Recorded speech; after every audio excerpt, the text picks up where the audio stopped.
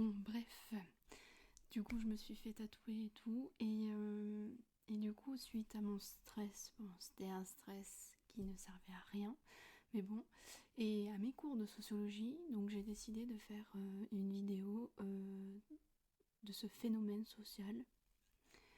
Voilà, donc bonne vidéo. Ah mince, pardon. Il y a aussi le nouveau générique, donc le voici.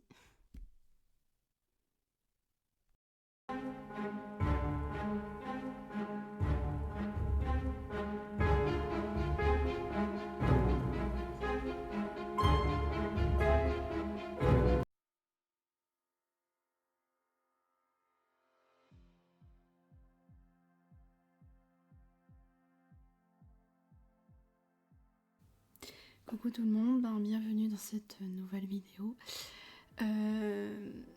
Je sais que l'introduction est un peu longue, mais du coup déjà on va commencer directement la vidéo maintenant. Donc le tatouage en lui-même, c'est ce qui se trouve sur la peau principalement. Et il y a beaucoup de définitions qu'on peut trouver dans la presse et tout, comme il est défini comme un dessin joli, qui a quand même un sens, et que ça peut définir aussi l'étape de la vie, les idées propres, personnelles, la personnalité de la personne. Voilà, c'est ce qu'on retrouve beaucoup dans la presse, sur internet et tout. C'est un peu sa définition globale de des tatouages. Aujourd'hui et avant aussi, il y a des préjugés qui existent toujours. Le tatouage, c'est souvent signifié comme quelque chose de stigmatisant, donc on va penser aux prisonniers. Oui, on va penser plus aux prisonniers, aux exterminés aussi, parce que ceux qui sont exterminés, ils se sont fait souvent brûler au fer rouge, donc ça fait un sort de tatouage. Bon, c'est pas vraiment un tatouage, mais ça ressemble beaucoup. Donc ça va plus penser à ça, ou encore les esclaves qui ont beaucoup été marqués au fer rouge, donc ça va plus penser à ça. Voilà, c'est quelque chose d'assez stigmatisant, donc c'est pour ça que c'est assez mal vu, donc il y a beaucoup de préjugés dessus. Et l'autre point qui montre aussi que c'est encore beaucoup mal vu, c'est que beaucoup de monde vont penser que c'est un manque d'éducation, la malhonnêteté, je sais pas pourquoi, j'ai pas trop compris, donc peut-être vous comprenez, et c'est un signe de rébellion. Peut-être moins maintenant, je pense, mais dans les années 80-90, c'était beaucoup vu comme un signe de rébellion. Maintenant, aujourd'hui, en 2023, je ne sais pas, mais peut-être encore un peu pour certains. Voilà, et du coup, dans le point de vue sociologique, il y a des études qui montrent que c'est plus les jeunes de 18-24 ans qui vont plus se tatouer dans les statistiques du coup. Et en France, on est à peu près 20% de la population est tatouée, comme moi par exemple, je sais pas si vous le voyez à travers, voilà. Donc du coup, voilà, et du coup, ce chiffre-là date de 2021. Voilà, et du coup, il y a beaucoup de stats qui changent beaucoup à propos du sexe, par exemple l'homme et de la femme dans les statistiques. Au début, on voyait plus dans 2010-2012 que c'était plus des hommes qui se faisaient tatouer. Et maintenant, depuis 2021, on voit plus les femmes se faire tatouer. Donc c'est encore des statistiques pas assez fiables pour dire tiens c'est plus l'homme ou la femme, donc ça varie énormément. Donc c'est pas un truc très stabilisé on va dire. Et surtout au niveau des catégories socio-professionnelles, on va plus voir des personnes dans le domaine on va plus voir les ouvriers et les employés. Donc je vous mets déjà la liste de toutes les catégories de socio-professionnels. Donc ça serait plus les ouvriers et les employés qui vont plus se faire tatouer. Contre, au niveau des cadres, je vais vous mettre les stats là. Niveau des cadres ou des banquiers, c'est plus les banquiers. Dans cette catégorie-là, les cadres, il y en a moins qui le font parce que c'est quelque chose de très mal vu. Niveau physique, quoi, l'apparence physique est très importante dans ces milieux-là, surtout chez les banquiers, comme je l'ai dit avant. Donc voilà, c'est pas encore développé dans ce domaine-là, parce que voilà, c'est assez strict, c'était des milieux assez stricts. Et du coup, ce qui ressort beaucoup des tatouages aujourd'hui, c'est que c'est encore un phénomène qui fait pression sociale niveau professionnel principalement. Dans le milieu professionnel, c'est ça a beaucoup une pression sociale sur nous-mêmes, parce que déjà nous, quand on est jeune, on ne sait pas dans quel métier on va faire plus tard, quand on est encore en train de faire nos études et tout, ceux qui sont étudiants. Donc c'est beaucoup un stress, on se dit bon, si je veux me faire accepter dans un boulot, est-ce qu'ils vont accepter que je sois tatouée? Est-ce que voilà, ça sera pas mal vu? Que voilà, est-ce que je vais être prise quand même? Ou prise? Ça a beaucoup un enjeu sur le physique, en fait, c'est comme le physique ça se voit énormément, ben on va beaucoup avoir de normes dessus, de règles assez strictes au niveau professionnel.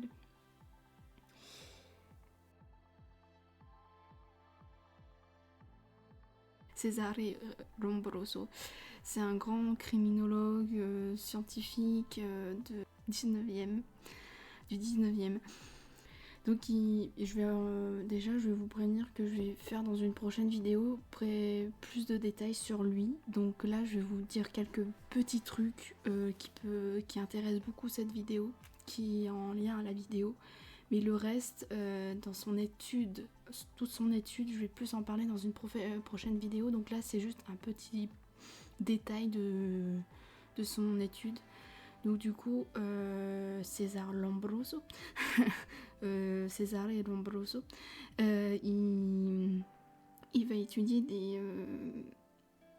les criminels en lui-même, parce qu'il est criminologue, donc il veut voir s'il y a quand même est-ce qu'on peut les différencier des normaux et des criminels au point de vue physique. Est-ce qu'on peut facilement les identifier niveau physique? Donc du coup il va faire beaucoup de plus les classes inférieures déjà. Bon voilà, au niveau sociologique c'est plus les classes inférieures qui vont être touchées au niveau du crime. Du coup il va penser que c'est plus ça pourrait aider niveau juridique. On va trouver beaucoup de personnes, des criminels, les prostituées aussi, beaucoup, les pétarastes. Les pétarastes, je vous mets la définition. Donc ces trois catégories de personnes vont beaucoup être marquées par des tatouages, vont beaucoup avoir de tatouages. Donc ça va être défini comme des personnes sauvages, assez sauvages, sauvages entre guillemets. Voilà, et toute son étude, on va le retrouver dans son livre L'homme criminel de 1846. Mais il est plus connu, son œuvre, par Umo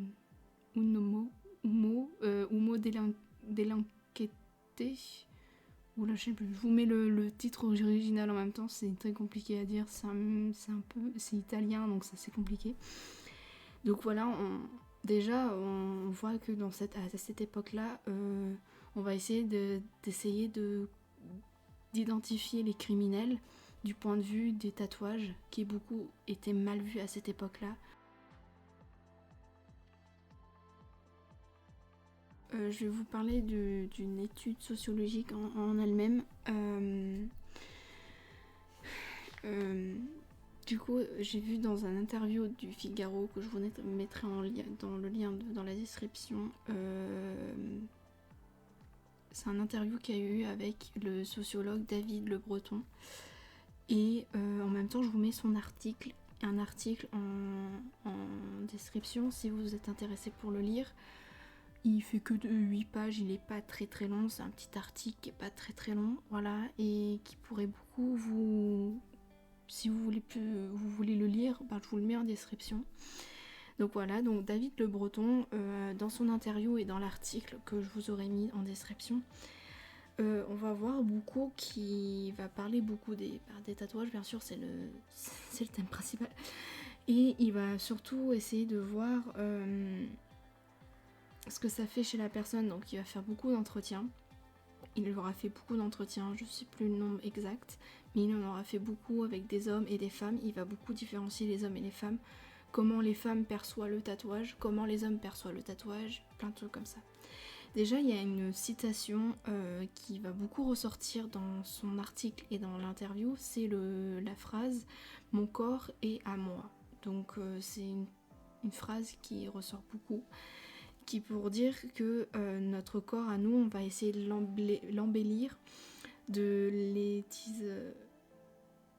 l'esthétiser, pardon, de soi, essayer d'avoir plus de confiance en soi, voilà, c'est plus pour soi-même, pour essayer de nous embellir nous-mêmes, notre mental, voilà, c'est pour nous quoi. Et du coup, il va plus préciser en disant qu'on va essayer de s'approprier notre corps et on va se tatouer pour nous dire que c'est notre corps à nous, c'est nous qui décidons ce qu'on veut faire. C'est comme il dit, c'est quelque chose qui est beaucoup ressorti de ces entretiens, que chaque personne veut s'approprier son corps parce que c'est le leur quoi, donc ils veulent vraiment se l'approprier quoi. Et du coup, en venant pour les hommes et les femmes, du coup, si on revient à ça, du coup, il va beaucoup ressortir que chez les femmes, ça sera plus quelque chose d'esthétique, et que c'est un motif, ils vont plus faire des motifs apaisés, donc des trucs assez simples, des petits animaux, des fleurs, des trucs comme ça, des trucs assez simples qui dans la forme de l'esthétisme. Et chez l'homme, c'est plus la virilité, pour montrer leur force, on va dire, chez les hommes. Mais il faut faire attention, je vais préciser beaucoup ça, c'est que en sociologie, on va toujours dire, voilà, c'est comme ci, c'est comme ça, machin. Mais il faut faire attention, il faut faire attention aux généralités. Donc il peut avoir ça, c'est ce qui ressort le plus. Mais il y a quand même des exceptions, donc c'est pas obligé que ça soit pour tout le monde. La femme, ça soit plus esthétique, et pour l'homme, c'est plus pour montrer leur virilité, quoi. C'est pas pour tout le monde. C'est ce qui ressort le plus, quoi. Un processus de séduction, du sens que les personnes qui se tatouent, c'est pour montrer, comment dire, essayer de séduire les autres, donc du sens qu'ils veulent montrer aux autres leur tatouage. Mais comme j'ai dit, il y a toujours des gens qui voient encore mal cette chose.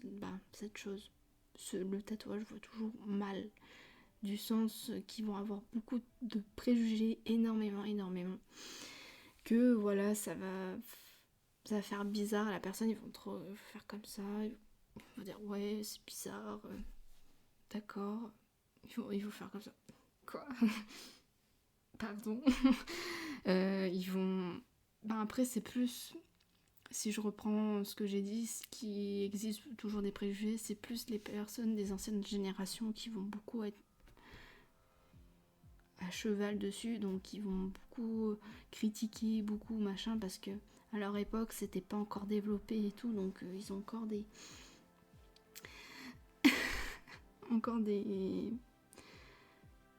ils ont beaucoup de recul dessus, donc ils comprennent pas trop les trucs. Mais bon, après ça dépend aussi, comme je vous ai dit, des généralités. Il y a peut-être des gens des anciennes générations qui quand même n'ont pas vraiment de préjugés dessus, mais il y en a d'autres, oui, encore. La signification du tatouage est une forme de signature, ou de signature pour nous-mêmes, donc tout ce qu'on a vécu, notre expérience et tout. Et aussi, ce qui va ressortir beaucoup de ces entretiens et de et de ses, comment dire, de ses statistiques, il va beaucoup voir que c'est plus des fantasmes qui ressort le plus aussi, du sens où il va ressortir l'exemple du symbole de Nike. La petite virgule, il y a beaucoup plus de personnes en 2011, ça date de 2011, qui ont beaucoup été tatouées qui se sont fait tatouer le symbole, la marque de Nike. Donc c'est une forme de fantasme, du sens, voilà, on aime beaucoup cette marque, donc on va nous le marquer sur le corps. On va expliquer pourquoi les gens vont faire plus ça. Donc dans ses études, il va beaucoup voir que on est dans une société de consommation, donc où il y a beaucoup de pubs, voilà, on voit beaucoup d'affichage dans les rues et tout, qui va nous influencer sur nous-mêmes. Donc on va beaucoup aimer, ça va être influencé, donc tu vas acheter le produit. Donc d'un sens là, c'est un peu préparer le même processus, tu vois tellement ces choses-là, t'aimes cette chose-là, donc tu vas te faire tatouer de ça. Voilà, bon, quand j'ai vu ça, j'ai dit ok. Je pensais pas du tout, j'étais un peu choquée, donc du sens que tout le monde se marquait des marques. Bon, après, chacun fait ce qu'il veut, mais j'ai dit, ah bon, ça m'a un peu surpris qu'il a ressorti beaucoup ça sur les marques et tout. Que c'est notre peau, en fait, ça va devenir un écran, en fait. Un écran de pub, comme la société de consommation, donc notre peau, c'est une pub, quoi, voilà. Et il va beaucoup s'appuyer que l'identité est importante dans le tatouage. On va beaucoup s'identifier au tatouage et ce qui va montrer notre personnalité et tout. Donc il va beaucoup ressortir ça. Et ensuite il va prendre un peu des détails un peu historiques, du sens que avant le tatouage c'était en fonction des communautés. Donc tu avais une communauté... je sais pas, de la religion, c'était assez religieux. Donc c'est dans les comités religieuses, il y avait certains qui se tatouaient, mais c'était très mal vu, mais dans certaines communautés, voilà, on se tatouait, donc c'était des cases en fait. Voilà, comme j'ai dit dans une dernière vidéo, c'est des formes de cases, voilà, t'as dit, tiens, eux, ils se font tatouer, donc c'est ça, eux, ils se font pas tatouer, donc c'est ça, donc ça fait des petits groupes, quoi, voilà. Et qu'aujourd'hui ça a beaucoup changé, c'est plus individuel, c'est plus à nous-mêmes, c'est plus du sens de communauté, c'est plus, voilà, c'est nous qui nous approprions notre corps, donc c'est nous qui décidons ce qu'on veut mettre sur notre corps, c'est plus en fonction de notre communauté, c'est en fonction de nous-mêmes.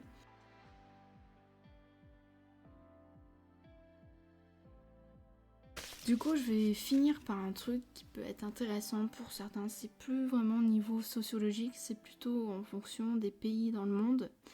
Il y a au niveau des préjugés, des normes et des principes, dans chaque pays, ça va être différent.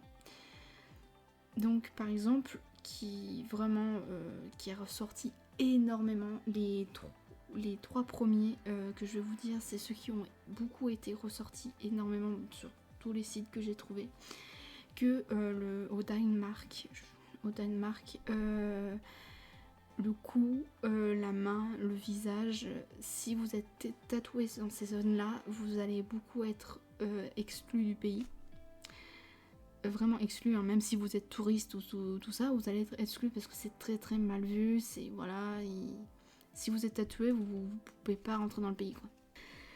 Et au Japon, dans les lieux publics, niveau la grande place, je connais pas trop le Japon, je suis pas très spécialisée dedans, mais les grands lieux où il y a beaucoup de monde, les trucs où il y a les petites maisons typiques, on va dire, de là-bas, je sais pas du tout, je suis désolée, je suis pas spécialiste du Japon, donc moi je connais pas trop les mots, voilà, et en fait si vous êtes tatoué n'importe où, sur les bras, si c'est visible, vous pouvez être exclu du lieu public. Voilà, complètement exclu, quoi. Il y a beaucoup de contrôles et tout, et si vous êtes tatoué, si ça se voit, vous n'avez pas le droit de marcher dans ce lieu public, quoi. Voilà. Pays, l'Allemagne, la Slovaquie et la France. Bon, après, je pense qu'il y en a certains qui le savent déjà depuis très longtemps, ça on s'en doute bien. Donc dans ces trois pays-là, dont le nôtre, tout ce qui symbolise le nazisme. Bon, ça, je pense qu'il y en a qui savent, comme je dis. Si ça symbolise le nazisme, voilà.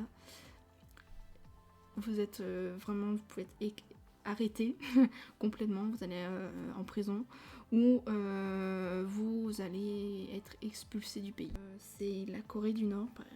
La Corée du Nord, bon, c'est un pays très sous dictature, donc c'est pour ça qu'il y a beaucoup de Trump Street, et je sais pas si vous êtes au courant, il y en a peut-être certains qui le sont, que si vous avez des tatouages qui... comment dire, ça donne des éloges à la famille politique de Kim Jong-un, quoi, ben vous êtes accepté. Voilà, si ça montre un peu la puissance de la famille du dictateur, ben vous êtes accepté. Donc tout ce qui est dans le but politique, ça va être accepté. Mais si c'est dans un autre point de vue, si c'est qu'il n'y a pas vraiment d'intérêt à leur principe, ben vous êtes exclu, emprisonné, ou vous devrez faire du travail forcé. Voilà, bon, c'est une dictature, voilà, c'est leur principe, c'est leur sanction. Voilà. Donc pour finir, du coup, pour conclure tout ça, aujourd'hui, il y a encore des prénotions, des préjugés.